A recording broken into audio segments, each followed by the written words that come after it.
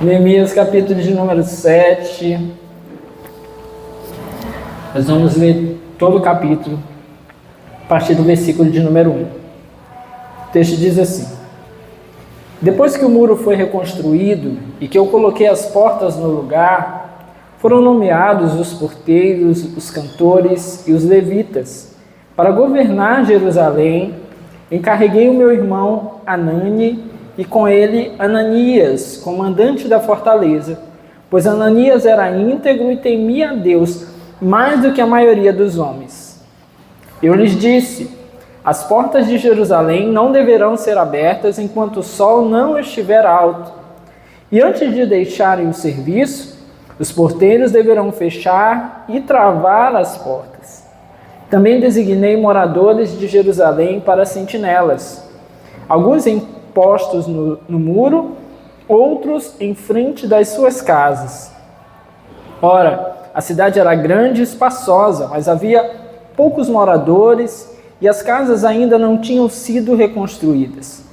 E por isso o meu Deus pôs no meu coração reunir os nobres, os oficiais e todo o povo para registrá-los por famílias. Encontrei o registro genealógico dos que foram os primeiros a voltar.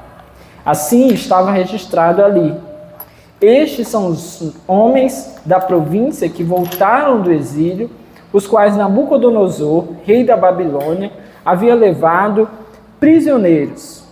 Eles voltaram para Jerusalém e para Judá, cada um para a sua própria cidade, em companhia de Zorobabel, Jesua, Neemias, Azarias, Ramias, Naamane, Mardoqueu, Bilzan, Misperete, Bigvai, Neum e Baaná. E esta é a lista e o número dos que retornaram pelos chefes de família e respectivas cidades. Os descendentes de Parós, 2.172. De Cefatias, 372. De Ara, 652. De Paate Moabe, por meio da linhagem de Jesua e Joabe, 2.818. De Elão, 1.254. De Zatu, 845. De Zacai, 760. De Binui, 648. De Bebai, 628. De Asgade, 2.322. De Adonicão, 667. De Bigvai, 2.067. De Adim, 655, de Até, por meio de Ezequias, 98, de Azum, 328, de Bezai, 324, de Arife, 112, de Gibeon, 95, das cidades de Belém e de Netofate, 188, de Anatote, 128, de Bet-Asmavete, 42, de Kiriat Jearim, Sefira e Beerote, 743, de Ramá e Geba, 621, de Miquimás, 122, de Betel e Ai, 123, do outro Nebo, 152, do outro Elão, 1.254, de Arim, 320, de Jericó, 345, de Lode, Adide e Ono, 721, de Senaá, 3.930. Os sacerdotes, os descendentes de Jedaías, por meio da família de Jesua, 973. De Imer, 1.052. De Pazur, 1.247. De Arim, 1.017. Os levitas, os descendentes de Jesua, por meio de Cadmiel, pela linhagem de Odeva, 74. Os cantores, os descendentes de Asaf, 148. Os porteiros do templo, os descendentes de Salum, até Talmon, Acube, Atita e Sobai, 138. Os servidores do templo, os descendentes de Zia, Azufa, Tabaote, Queros, Sia, Padom, Lebana, Agaba, Salmai, Anã, Gidel, Gaar, Reaías, Rezim, Necoda, Gazão, Uzá, Pazéia, Bezai, Meunim, Nefuzim, Bequebuque, Acufa, Arur, Baslite, Meida, Arza, Barcos, Císera, Tamar, Nesias e Atifa. Os descendentes dos servos de Salomão, os descendentes de Sotai, Soferete, Perida, Jaala, Darcon, Gidel, Cefatias, Atil, Poquerete, Ezabaim e Amon. Os servos do templo, os descendentes dos servos de Salomão, 392.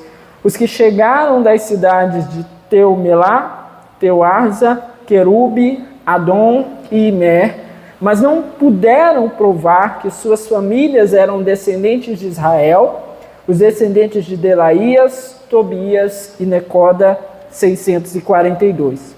E entre os sacerdotes, os descendentes de Abaías, Acós, Barzilai, homem que se casou com uma filha de Barzilai, de Gileade, e que era chamado por aquele nome. Esses procuraram seus registros de família, mas não conseguiram achá-los, e dessa forma foram considerados impuros para o sacerdócio. Por isso, o governador determinou que eles não comessem das ofertas santíssimas enquanto não houvesse um sacerdote para consultar o Urim e o Tumim. O total de todos os registrados foi 42.360 homens, além dos seus 7.337 servos e servas. Havia entre eles 245 cantores e cantoras. Possuíam 736 cavalos, 245 mulas, 435 camelos e 6.720 jumentos. Alguns dos chefes das famílias contribuíram para o trabalho. O governador deu à tesouraria 8 quilos de ouro, 50 bacias e 530 vestes para os sacerdotes. Alguns dos chefes das famílias deram à tesouraria 160 quilos de ouro e 1.320 quilos de prata para a realização do trabalho. O total dado pelo restante do povo foi de 160 quilos de ouro, 1.200 quilos de prata e 67 vestes para os sacerdotes. Os sacerdotes, os levitas, os porteiros, os cantores e os servidores do templo, e também alguns do povo e os demais israelitas estabeleceram-se em suas próprias cidades. Vamos orar? Senhor, essa é a tua palavra e nós estamos aqui em tua presença mais uma vez, pedindo ao Senhor da tua graça, direção e favor sobre as nossas vidas, para que em nome de Jesus nós sejamos fortalecidos nessa hora, que a tua palavra venha nos alimentar, Senhor meu Deus, venha nos encher, que possamos, por meio dela, Senhor, receber da instrução para viver lá fora, Senhor, tudo aquilo que o Senhor espera de nós. Pai amado, que o teu Santo Espírito conduza a igreja, fale aos nossos corações individualmente e também coletivamente. Nós oramos e repreendemos em nome de Jesus tudo que não presta e que não vem do Senhor. Todo pensamento ruim, todo medo, toda apreensão, ansiedade, dor e toda preocupação com as coisas lá fora, nós oramos e repreendemos esse lugar das nossas vidas e das nossas mentes nessa hora. E pedimos ao Senhor que nessa noite apenas a tua palavra e o teu Santo Espírito tenham lugar para agir e reinar no meio de nós. Amém e amém. Bom, meus irmãos, que interessante, né? Boa parte do texto que nós acabamos de ler, quem esteve aqui com a gente na série no livro de Esdras, vai lembrar, pode até dar uma espiadinha aí na sua Bíblia, boa parte desse texto é o mesmo texto que está lá em Esdras, capítulo de número 2. O mesmo texto, com algumas pequenas diferenças, nós vamos já comentar sobre elas aqui. Mas que interessante, né? Que um texto que talvez para nós, à primeira vista, pareça um tanto enfadonho, chato, né? Que talvez estivéssemos nós lendo a nossa Bíblia em casa, pulássemos ele por dizer assim, é que não tem muita coisa, não tem muito o que se falar. É o texto que quis o Senhor, que estivesse não apenas registrado uma vez, mas 2 vezes na palavra de Deus. Deus quis repeti-lo, né? E uma coisa que eu acho muito interessante na palavra é que quando há repetições de ideias, quando o Senhor martela, vamos dizer assim, algumas ideias ou algumas expressões, de alguma forma, sempre o sentido é nos trazer um alerta, é nos fazer refletir sobre aquilo mais uma vez. Então, é uma boa prática quando nós estivermos fazendo a nossa leitura, né, da palavra de Deus, que nós percebermos ali uma repetição, o Senhor trazendo aquilo ali de novo, que nós fiquemos atentos. Opa, aqui tem algo que o Senhor quer falar, aqui tem algo que o Senhor quer ir além, que quer que nós venhamos a nos deleitar de uma maneira mais profunda, né? Então, é importante pensar sobre isso. Está aqui esse texto, nós vamos falar um pouquinho sobre ele nessa noite. Bom, meus irmãos, o sucesso de um projeto feito para Deus, feito de acordo com a instrução de Deus, sendo este um bom projeto para Deus, para a obra do Senhor, o sucesso desse projeto deveria fazer com que nós viéssemos a nos empenhar ainda mais em fazer outros bons projetos para o Senhor. Por que eu digo isso?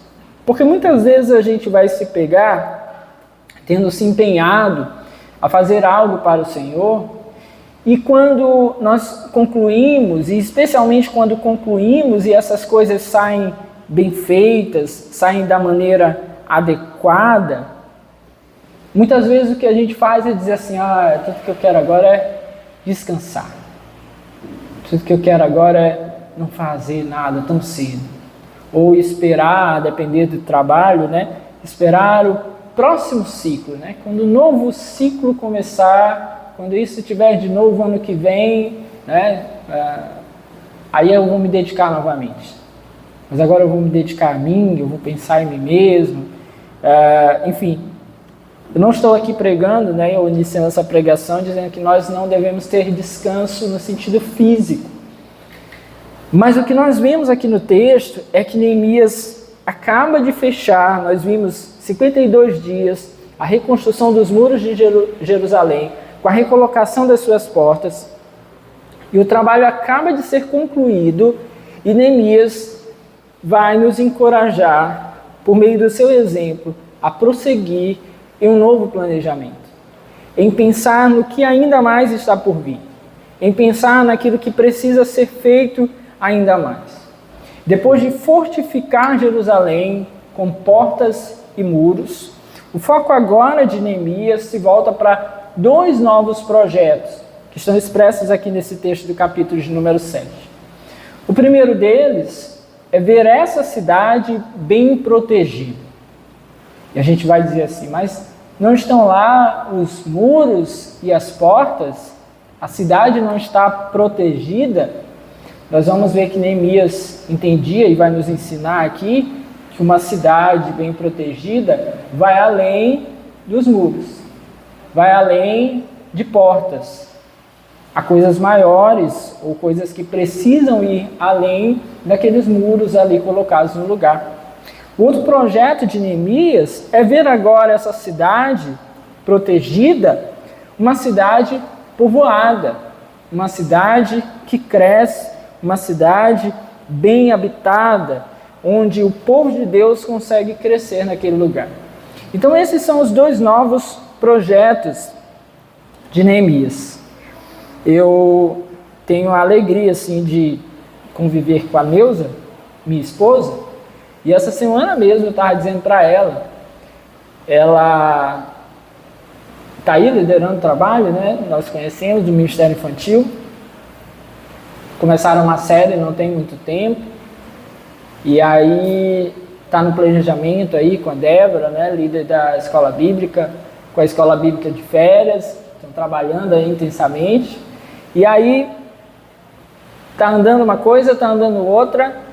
E aí essa semana ela já veio com uma outra ideia, que eu não posso dizer, mas ela já veio com uma outra ideia, dizer assim, por que nós não fazemos isso? A irmã quer entrar, coitada, vocês fecharam a irmã.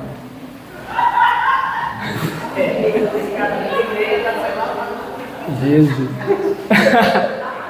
E aí, volta aqui, gente. Deixa a coitada da irmã.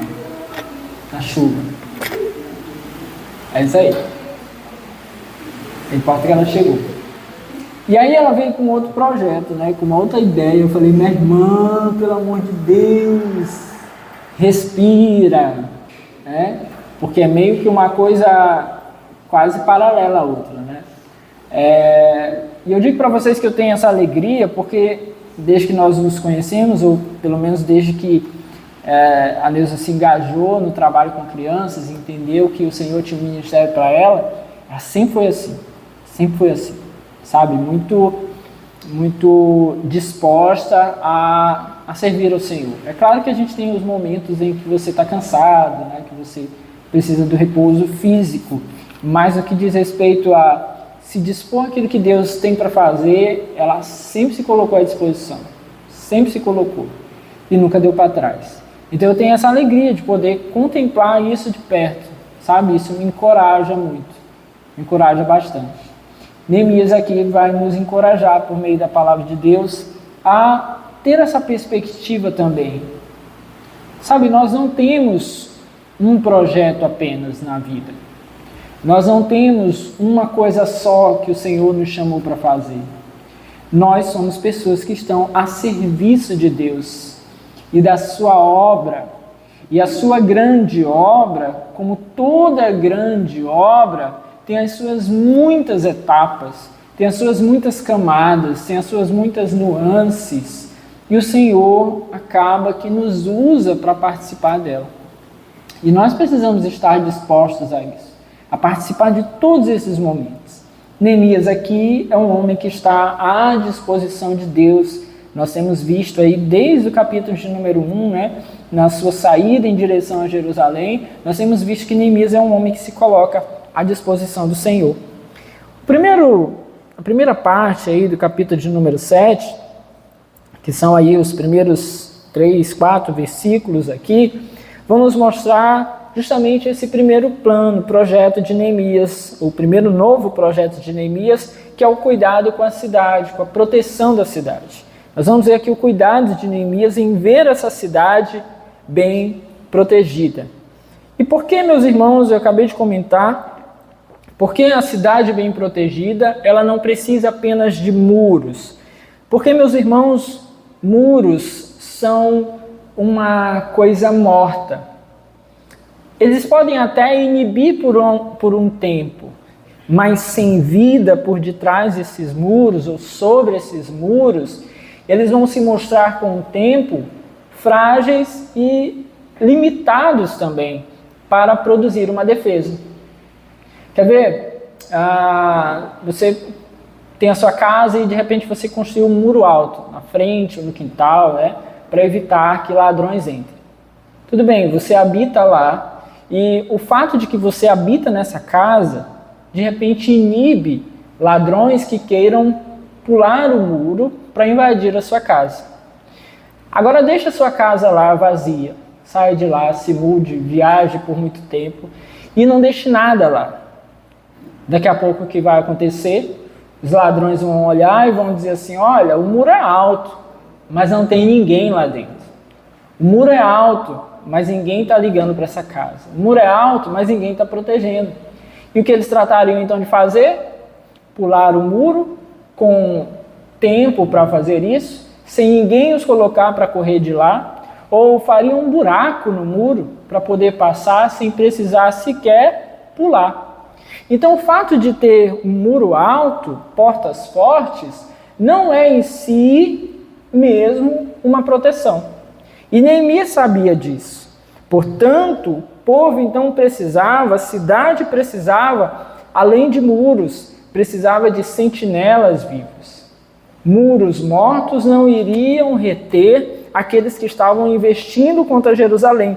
Eles precisavam de sentinelas vivas ali, participando de todo aquele projeto de proteção. O versículo de número 1 nos mostra como Neemias iniciou.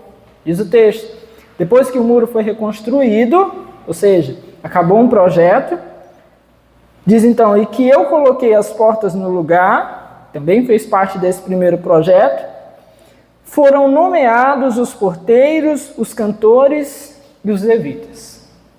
Foi assim que Neemias iniciou, nomeando porteiros, cantores e levitas. E esses homens aqui, ou essas pessoas aqui, são referência ao trabalho de recuperação do templo. Ora, os muros foram reconstruídos e o templo, de alguma maneira, foi negligenciado por um tempo. Você lembra lá em Esdras, né? Nós vimos o povo trabalhou para reconstruir o templo, com uma forcinha, vamos dizer assim, de Deus, né? Que os impulsionou para fazer isso. O templo foi reconstruído, mas nós vimos no livro de Neemias já que a cidade estava desolada, os muros derrubados. Então, nós vimos até agora que todo o caos que estava a cidade antes da reconstrução dos muros, e por conta desse caos, certamente o templo sofria também. O templo também estava abandonado, como toda a cidade. Erguidos os muros e colocadas as portas, agora Neemias vai nomear porteiros, cantores e levitas, ou seja, vai retomar a qualidade do trabalho do templo. E por que Neemias faz isso? Meus irmãos, porque a adoração a Deus é uma grande arma de defesa de todo lugar onde de fato Deus habita. A adoração a Deus é uma grande defesa em todo lugar onde Deus habita, onde Deus deve habitar. Se na sua casa houver adoração a Deus, haverá ali um agir de Deus em defesa da sua casa. Se nós, enquanto igreja, adoramos a Deus, haverá certamente, pela presença de Deus, um agir de Deus em defesa da igreja. Portanto, a adoração a Deus é essa arma de defesa daqueles que são povo de Deus. Então perceba como Neemias é estratégico.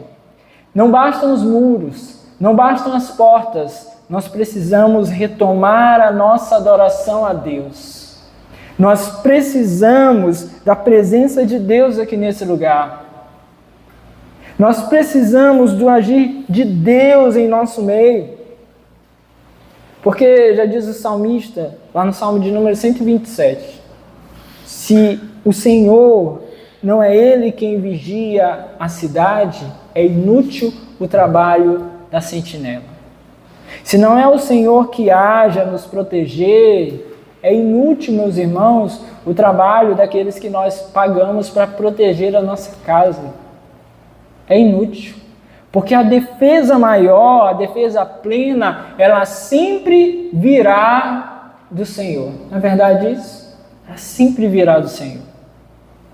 Pode pagar os homens armados do serviço de vigilância mais caro, sem a proteção, sem a defesa de Deus, nós não somos nada. Então nós precisamos da defesa do Senhor e nós então atraímos de alguma forma Deus por meio da adoração. E é assim que Neemias então começa. Tendo feito isso, agora o versículo de número 2 vai nos falar que ele nomeia governadores, ou alguns vão entender assim, alguma espécie de subgovernadores, cônsules daquele lugar, porque nós vimos no capítulo passado que Neemias era governador. Então essa expressão ela pode mudar um pouquinho de versão para versão, mas fato é que o texto diz que para governar Jerusalém, encarreguei o meu irmão Hanani e com ele Ananias, comandante da fortaleza, pois Ananias era íntegro e temia a Deus mais do que a maioria dos homens. Olha que interessante isso.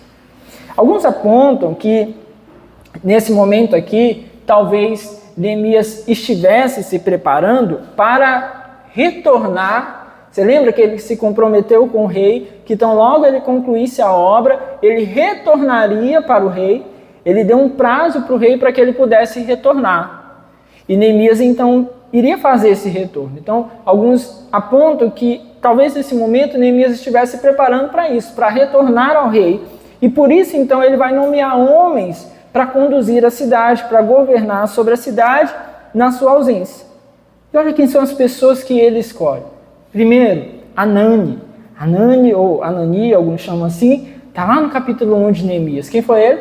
Foi justamente ele que foi levar a Neemias a notícia de que Jerusalém estava com os muros derrubados, com as portas queimadas. É Anani que vai fazer esse trajeto. E por que talvez Neemias então escolhe Anani como um homem para governar Jerusalém? Ora, foi ele quem demonstrou desde o início um zelo por aquela cidade. Enquanto muitos estavam lá e não estavam fazendo nada pela cidade, esse homem ele sai, vai até Neemias, levar informações sobre o lugar, demonstrando aqui ter um zelo, ter um cuidado sobre aquele lugar. E ao que tudo nos indica aqui, participou de todo o trabalho de reconstrução junto de Neemias. E agora que Neemias precisa de um governador, quem ele vai chamar? Aquele homem que estava ali, zeloso, comprometido, entregue àquela obra, amando aquele lugar, amando aquela cidade. Quem é o segundo homem que Neemias chama? O texto nos diz que era Ananias. E olha o que o texto fala sobre Ananias. O texto, inclusive, é mais específico. Pois Ananias era íntegro e temia a Deus mais do que a maioria dos homens. Olha que coisa maravilhosa. Um homem descrito na palavra de Deus como um homem íntegro. Um homem justo que se destaca dentre os demais. Ora, meus irmãos, é bem provável que houvesse muitos homens íntegros e justos em Jerusalém. Mas esse homem aqui se destaca além dos demais. Sendo agora então esse homem talvez digno dessa porção dobrada de confiança que Neemias deposita agora sobre ele. Eu preciso de um homem para cuidar da cidade, junto com Anani. E quem vou chamar então? Esse homem íntegro, esse homem justo, esse homem que se apresenta aqui diante da cidade como alguém com um coração devoto ao Senhor, entregue ao Senhor, na sua conduta ele demonstra isso. Então veja bem quem são as pessoas, meus irmãos, que Neemias acaba convocando para cuidar do governo de Jerusalém. Pessoas que se distinguem não apenas em seu talento, mas pessoas que acabam se distinguindo em suas virtudes de homens de Deus, de homens do Senhor. Meus irmãos, talento, alguns dizem, é uma coisa nata. Tudo bem. Mas há muitas características positivas que nós podemos desenvolver. Eu me lembro que meu pai, professor, ele falava assim, olha, matemática, tem um cara que ele vai pegar ali e vai dizer assim, olha, o cara saca matemática. Ele bate o olho e vem assim, né? Tem aquele memezinho da Nazaré, né? Fazendo os cálculos na cabeça. Aí já vem os cálculos tudo na cabeça dele, assim, ele bate o olho e já sabe tudo que tem que fazer. Mas vai ter aquele cara que ele não tem essa habilidade toda. Mas ele vai ralar, ele vai estudar, ele vai se dedicar mais, ele vai passar mais tempo e ele vai conseguir obter bons resultados também por meio da sua dedicação. Aprendendo, estudando, sabe, se dedicando, sentando ali mesmo na cadeira, abrindo o livro e é isso aí. E ele vai conseguir. Então nós temos esses dois tipos de pessoas. Mas no que diz respeito a integridade, virtudes relacionadas à nossa vida com Deus, meus irmãos, isso é o tipo de coisa que não se desenvolve simplesmente treinando. Não é o tipo de coisa que se desenvolve simplesmente como quem abre um livro e vai aprender. É fruto de relacionamento, é fruto de agir do Espírito Santo de Deus. É fruto do Espírito. Então, meus irmãos, é o tipo de coisa que, se você encontrar em alguém, valorize isso. Valorize. Porque as outras habilidades, é possível que em muitas essa pessoa consiga se desenvolver. Mas integridade, amor ao Senhor, devoção, isso vem do relacionamento dessa pessoa com Deus. Se você pegar e colocar aqui um pastor com habilidade no falar, que tenha habilidade até no conhecimento do texto bíblico, que saiba se colocar bem, que tenha uma boa oratória, mas que tiver um coração podre, sem integridade, ele conseguirá enganar muitos. E aí, por aí nós vemos muitos que fazem isso, enganam muitas pessoas, porque tem a boa oratória. Mas sem um coração íntegro, certamente não estará ali agradando a Deus. Então as escolhas de Neemias aqui para nós nos movem a entender como nós precisamos escolher pessoas para trabalhos importantes. Corações íntegros, cheios de Deus, zelo, amor, temor e quanto às suas habilidades, que elas sejam desenvolvidas, mas que tenham acima de tudo integridade, zelo, possam realmente demonstrar devoção ao Senhor. Então Neemias provavelmente está indo, isso não é o texto que diz, mas é o entendimento de muitos. É provável que Neemias estivesse precisando se ausentar e agora ele vai colocar esses homens ali então à frente do povo na sua ausência e os designa com muito cuidado, com muita atenção. Então preste bem atenção em quem você coloca à frente, em quem você seleciona para liderar, para conduzir as coisas que precisam ser conduzidas, as coisas às quais você pode designar alguém. Veja os versículos 3 e 4 agora. Neemias vai deixar ordens àqueles homens. Ele seleciona os homens e ele deixará então ordens sobre o que eles precisam fazer, coisas que eles precisam ali colocar em prática a partir de agora. Diz o versículo 3, e eu lhes disse, as portas de Jerusalém não deverão ser abertas enquanto o sol não estiver alto. E antes de deixarem o serviço, os porteiros deverão fechar e travar as portas. Também designei moradores de Jerusalém para sentinelas, alguns postos no muro, outros em frente das suas casas. Ora, a cidade era grande e espaçosa, mas havia poucos moradores e as casas ainda não tinham sido reconstruídas. Preste atenção. Neemias vai deixar algumas ordens. Por quê?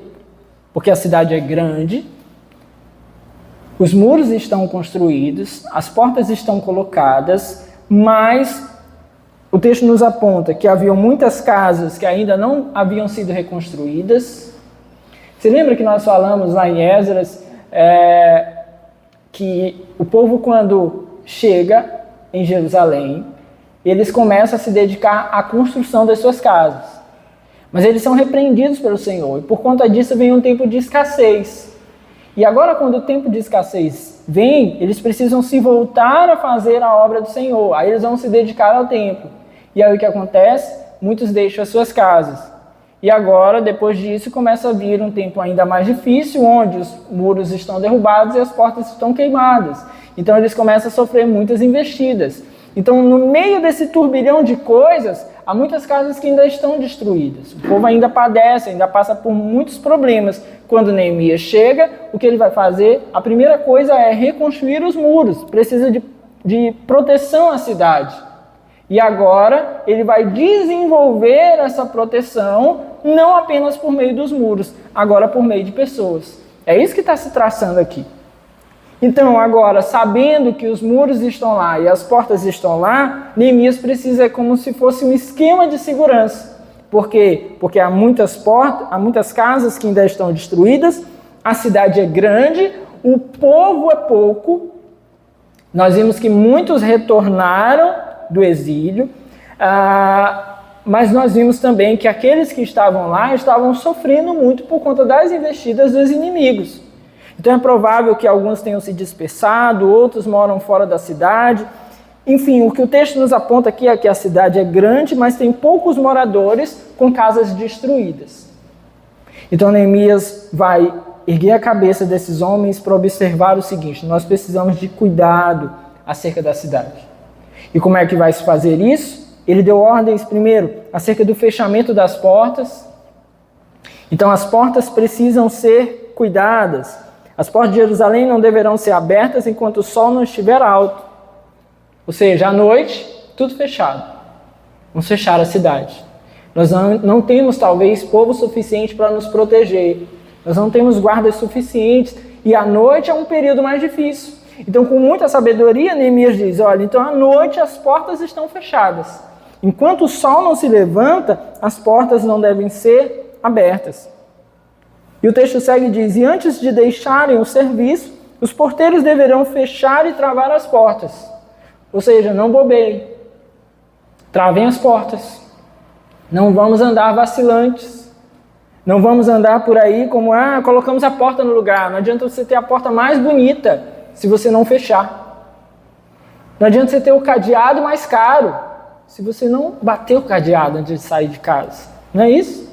Então Neemias orienta, olha, vamos fechar as portas, vamos ter cuidado com a nossa segurança. E por fim, ele coloca então sentinelas. Também designei moradores de Jerusalém para sentinelas, alguns em postos no muro, ou seja, pontos ao longo do muro, sobre o muro, e alguns especialmente cuidando à frente das suas casas. Então Neemias monta uma estratégia. Alguns homens estarão colocados sobre o muro, ao longo do muro, como sentinelas, e outros cuidarão dos pontos em frente à sua casa. É como quem diz, você cuida da sua casa, mas você cuida também agora da proteção da cidade. Isso aqui, meus irmãos, então nos abre um pensamento aqui a respeito de segurança. Segurança pública, por exemplo. Veja, se cada um de nós tivermos um cuidado particular, não apenas com a nossa casa, mas vamos considerar, por exemplo, as ruas. Se cada um de nós pudesse se defender, por exemplo, nós não podemos portar arma, né? Mas pudéssemos cada um de nós portar uma arma e se defender, estou falando a título de proteção mesmo, de nos cuidarmos. Essa segurança pública, ela seria muito mais difundida e ela seria bem maior. Por quê? Porque cada um está cuidando de si, e enquanto cuida de si, cuida dos outros também, especialmente daqueles que são mais vulneráveis. Nós conseguimos contribuir. A segurança pública que nós conhecemos é a segurança do Estado. Mas o que deveria ser de fato uma segurança pública é a segurança onde todos se colocam à disposição uns dos outros. Uma segurança mútua, na verdade. O que Neemias está desenvolvendo aqui é essa segurança mútua. Não são homens simplesmente a serviço do governo, do Estado. São homens a serviço do próprio povo.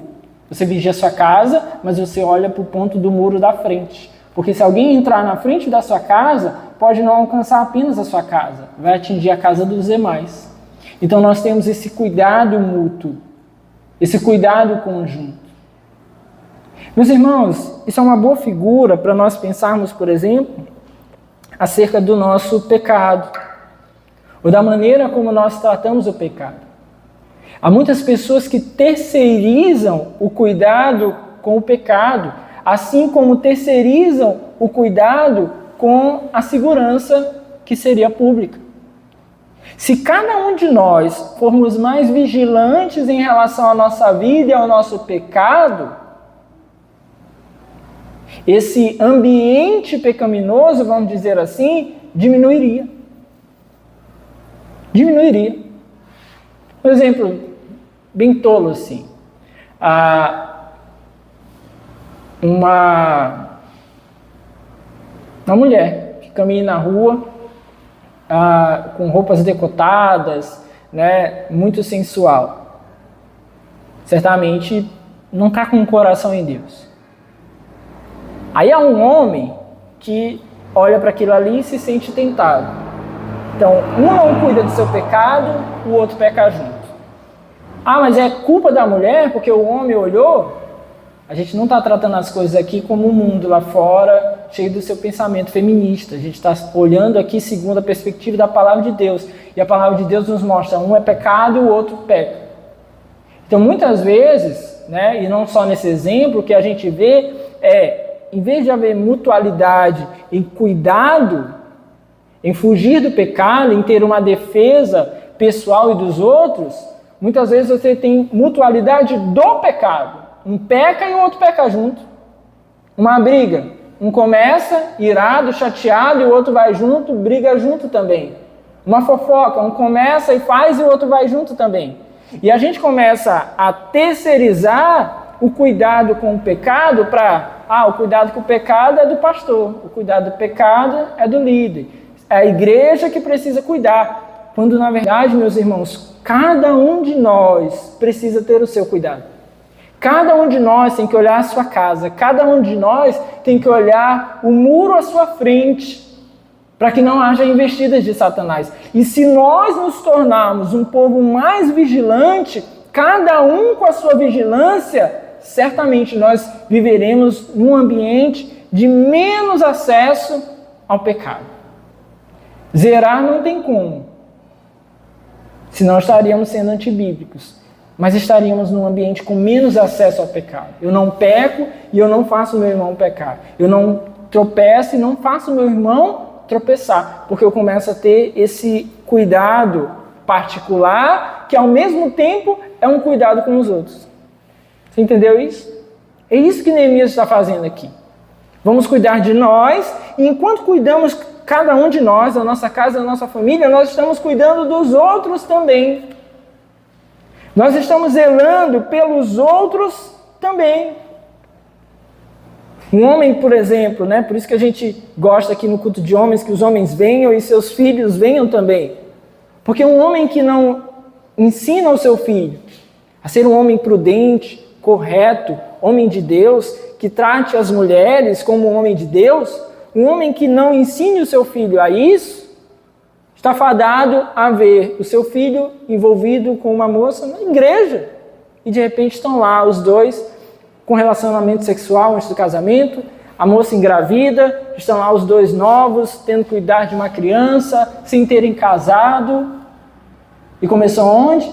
Na casa de um homem omisso que não instruiu o seu filho a ser um homem segundo a palavra de Deus. Então perceba como o cuidado com o pecado da minha vida, como você cuidando com o pecado da sua vida, com nós cuidando do pecado da nossa casa, nós estamos contribuindo para uma proteção geral contra o pecado. Assim, meus irmãos, precisa agir a igreja. E quando essa barreira falhar, aí sim, há homens designados, há sentinelas designados para uma proteção geral, pública. Aí sim, há a figura do pastor. Aí sim, há a figura de um líder, de um diácono. Aí sim. Mas antes de tudo, esse cuidado é pessoal. Esse cuidado é familiar. Então nós não podemos terceirizar isso. Neemias está cuidando aqui da cidade, fazendo com que cada um cuide ali individualmente. E assim ele faz. Bom, meus irmãos, a partir do versículo de número 5 e aí até o final, nós vemos a segunda parte, o segundo plano aí de Neemias, o segundo projeto dele. O cuidado de Neemias em ver a cidade repovoada.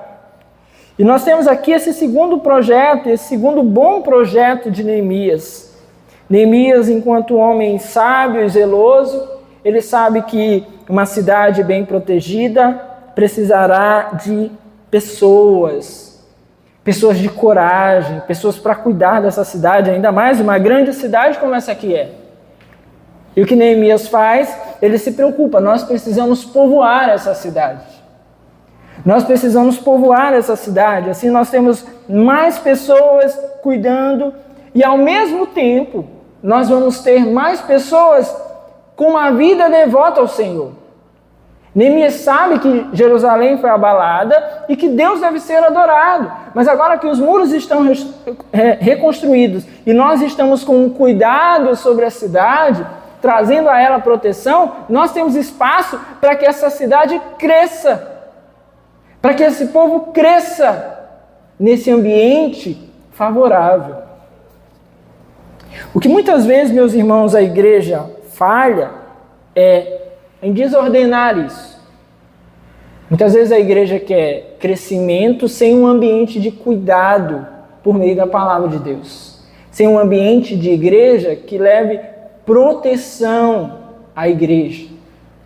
Não estou dizendo separação da igreja, no sentido da igreja viver numa redoma. Estou falando de proteção no sentido de conhecimento da palavra de Deus.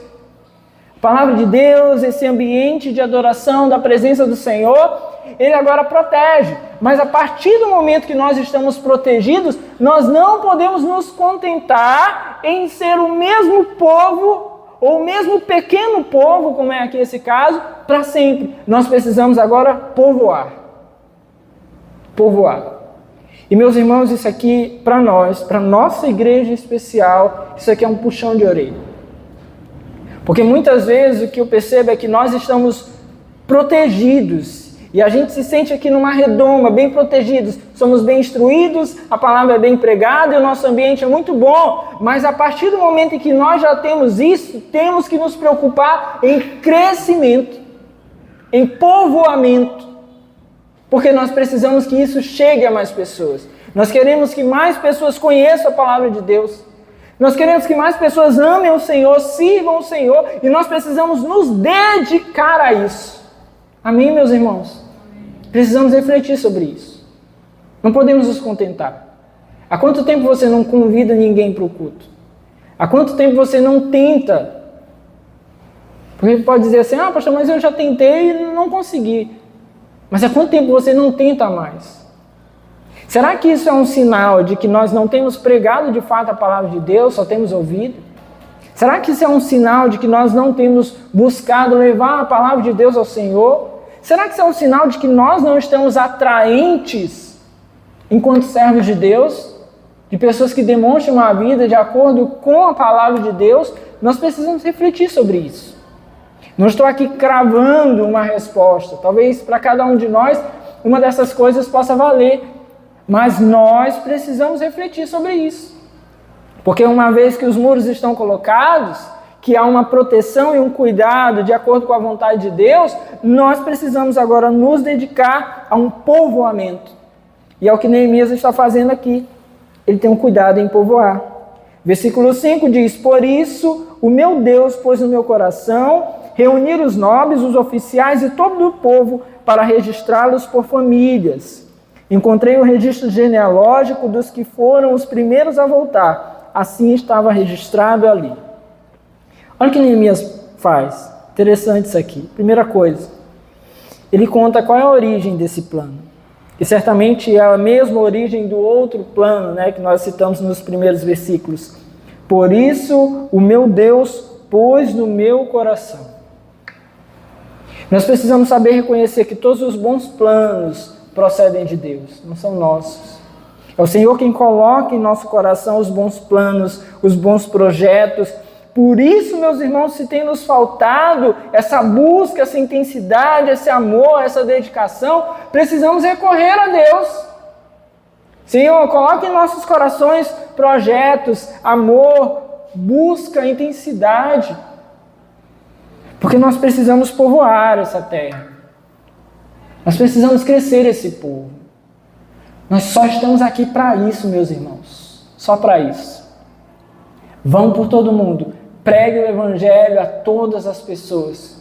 Quem crê e for batizado será salvo. Quem não crê será condenado. Nós só estamos aqui para isso, mais nada. A gente não está aqui porque estamos ganhando dinheiro, a gente não está aqui porque a gente faz um trabalho legal lá no nosso serviço, a gente não está aqui porque a gente vai tirar férias não sei aonde. A gente está aqui porque nós precisamos povoar o reino. E isso, então, os bons planos acerca disso provêm de Deus. E Neemias, então, nos apresenta isso. Esse plano veio de Deus. E eu coloquei isso, então, e fui à procura, diz o texto, de unir os nobres, os oficiais e todo o povo. Os magistrados, os líderes, e agora todo o povo. Neemias vai buscar para colocar esse plano em execução, esse plano que Deus colocou no seu coração. Então ele junta esses homens, junta os líderes, chama o povo, os líderes das famílias, e ele vai agora começar tentando entender quem é que nós temos aqui, quem é o nosso povo, quem são as pessoas que nós temos em casa. E o texto nos diz então que ele encontrou os registros, e aí por isso que o texto repete lá o texto de Esdras. Ele encontrou o registro. Então, a partir daqui, do versículo 6, é o mesmo registro de Esdras. E ele vai encontrar esse registro e vai ler e vai compreender quem são as pessoas que estão ali. Quem são aqueles que subiram até Jerusalém, saindo do cativeiro. Vai encontrar esse povo e vai ali compreender quem são as pessoas que vivem naquela cidade. O texto aqui se repete, talvez como uma forma de Deus reafirmar aquilo que ele havia feito. Talvez como uma forma de reafirmar a graça de Deus em trazer essas pessoas. Quando comparamos o texto, nós vamos ver que há pouquíssimos números desses em que há alguma divergência. E aí há análises diferentes, né? Alguns consideram, não, é porque aqui é o número de pessoas que saíram de lá e outro é o número de pessoas que chegaram. Outros vão dizer que esse aqui é o número de pessoas naquele tempo e agora em Neemias seria o número de pessoas nesse tempo. E essa talvez seja a hipótese mais improvável, porque já se passaram aqui, alguns apontam que mais ou menos 40 anos, outros consideram que seja mais. Então seria muito improvável que na mesma família tivesse exatamente o mesmo número de pessoas. Certo é que Deus aponta aqui, por meio do relato de Neemias, o mesmo texto, falando daquelas famílias e relembrando quem são as pessoas que estão ali. Aqui é um relato dos cabeças, como quem deseja lembrar quem são as pessoas que conduzem, que têm essa responsabilidade de conduzir a família. E aqui nos faz então refletir, meus irmãos. Quem somos nós que temos conduzido o povo de Deus? Que fazemos parte do povo de Deus e temos conduzido esse trabalho? Quem somos nós? Será que nós temos lembrado disso? Ou será que isso para nós virou simplesmente uma rotina? Nós estamos aqui, estamos participando das coisas e está tudo bem e as coisas vão andando? Ou será que nós lembramos que nós somos frutos dessa graça de Deus, que nos tirou de uma prisão e nos deu liberdade? Será que nós lembramos disso? Que o Senhor nos tirou de uma prisão e nos deu liberdade?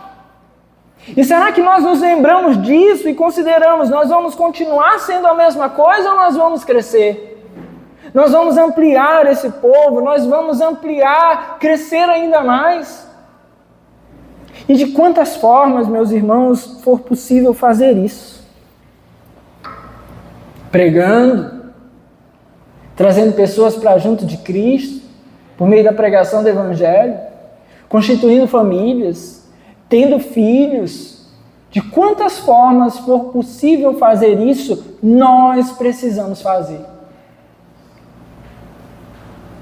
Muçulmanos não têm medo nenhum de ter filhos. O povo de Deus aceitou a ideia de que filho é reprimível, que a gente tem que fugir da questão de ter filhos. O povo de Deus está aceitando a ideia que dentro da igreja, casais saudáveis possam simplesmente decidir não ter filhos. Gente, isso é um absurdo. Isso é um absurdo. Ah, pastor, mas as pessoas têm direito. Segundo a palavra de Deus, filho é bênção. Bênção direta de Deus. Porque a gente tem aceitado, reprimido. Porque nós agimos mal quando um casal aparece com o segundo, terceiro filho, nós já chegamos dizendo assim, eita, tem TV nessa casa não? A outra diz assim, mas vai ligar agora, né? Quando nós poderíamos ser aqueles que abençoam, que Deus abençoe, conduza vocês, que possa prover sustento, E que nós pudéssemos ser a igreja que está à disposição de amar as pessoas. Nós precisamos ser assim. Mas em vez de ser um povo que quer expandir, nós temos sido muitas vezes um povo que quer só se resguardar. Está aqui, os muros estão bons, as portas estão boas, e aqui então nós estamos nos resguardando, nos protegendo. Nós precisamos refletir sobre isso. É o mesmo texto, e aqui há, entre outras coisas, algo que nós vimos quando lemos lá em Esdras, e trabalhamos esse texto com muito mais profundidade, mas nós temos, entre outras coisas, pessoas aqui que não conseguiram o trabalho, o exercício de sacerdotes no templo, porque haviam se relacionado com pessoas de outros povos. Assim é a igreja. Infelizmente, há aqueles que estão ali, mas cometem seus equívocos, acabam caindo em seus pecados. Mas é com esse tipo de gente que a gente vai se envolver. É assim a igreja. Mas ainda assim, o melhor plano é crescer, povoar. Ainda assim, o melhor plano, e o plano que, segundo as palavras de Neemias, Deus pôs no seu coração, é o plano de povoar. Essa cidade, esse povo precisa crescer. Esse povo precisa florescer. Esse povo precisa desfrutar da proteção que provém por meio de Deus. O Senhor está nos protegendo. Por meio da sua palavra, nos coloca como se fossem muros. A sua palavra nos diz que debaixo das suas asas nós nos encontramos seguros. Mas muitas vezes nós somos o povo do medo. Não pregamos porque temos medo. Não casamos porque temos medo. Não temos filhos porque temos medo. Nós somos o povo do medo. Enquanto o Senhor coloca os muros, coloca as portas, nos protege, nos dá meios, nos dá graça. Mas nós muitas vezes somos o povo do medo. E não devemos ser assim. Nós precisamos despertar, meus irmãos. Despertar. Quantas frentes, quantos trabalhos, quantas obras Deus está fazendo, mas faltam aqueles que se dispõem. Faltam aqueles que se dispõem. Tratamos muitas vezes o trabalho no corpo de Cristo como se fosse o trabalho secular. Não é a mesma coisa, meus irmãos.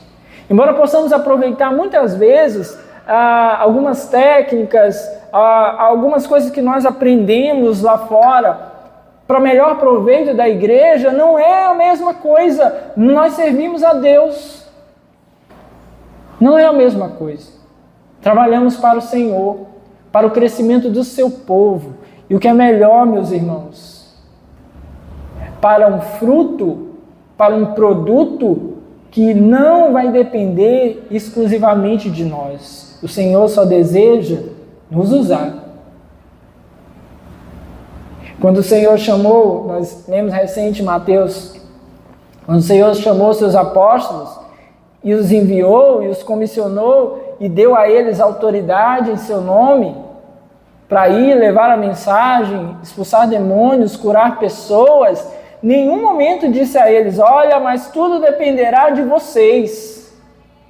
Não, meus irmãos, não depende de nós. É porque não depende de nós que nós estamos aqui nesse lugar, que nós iniciamos o trabalho dessa igreja, porque não depende de nós, porque se olhássemos para nós, nós não deveríamos sequer ter começado. Mas, meus irmãos, é com esse mesmo pensamento que nós precisamos prosseguir. É com esse mesmo pensamento que nós precisamos crescer. Vem aí a escola bíblica de férias. E o que nós podemos fazer para contribuir com isso? Se empenhar, falar com as crianças, falar com os pais, trazer as crianças. Ah, pastor, mas isso tem um custo, e certo, essa criança gostar. e o pai dela não quiser ir, e eu vou ter que ficar cuidando, eu vou ter que me empenhar, eu vou ter que trabalhar com isso. Meus irmãos, é assim. Foi esse bom plano que o Senhor colocou no coração de Neemias, porque não adiantaria muros mortos sem sentinelas vivos. Não adiantaria muros altos e portas no lugar sem pessoas para habitar na cidade. E não adiantaria uma cidade protegida, guardada, sem um povo de Deus ali naquele lugar, para adorar o Senhor naquele lugar onde o Senhor havia erguido um templo em sua adoração. E nós precisamos ter essa consciência. Tem que nos incomodar, meus irmãos, cada cadeira vazia. Tem que nos incomodar cada vez que nós nos pegamos sentindo falta de irmãos, sentindo falta de outras pessoas que não são irmãos. Tem que nos incomodar cada vez que nós chegamos culto após culto e achamos as mesmas caras, as mesmas pessoas. Precisa nos incomodar. Porque quando nós lemos o texto, é um povo aqui relembrando quem o Senhor guardou para ir até lá. Mas é o mesmo texto aqui, a gente passa um tempão aqui lendo. Mas no início, Neemias, o texto nos mostra, Neemias afirmando que era uma cidade pouco povoada. Às vezes a gente olha e diz assim, não, mas já tem muita gente, tem muita igreja. As igrejas estão aí, tem muita igreja, e tem muita igreja cheia. Meus irmãos, para cada igreja cheia no Brasil, há inúmeros lugares, pessoas, povos, vilarejos, bairros de gente que não ama o Senhor. Para cada igreja cheia essa semana, há muito mais gente em cada arraial nessa cidade, cultuando outros deuses, adorando um boi, adorando entidades. Muitos deles sequer sabem disso, mas estão lá adorando isso. E qual é o nosso papel? É crescer o povo de Deus. Que isso nos alerte. E que o Senhor coloque em nossos corações bons projetos. Que nós possamos verdadeiramente nos dispor ao que o Senhor tem nos chamado a fazer.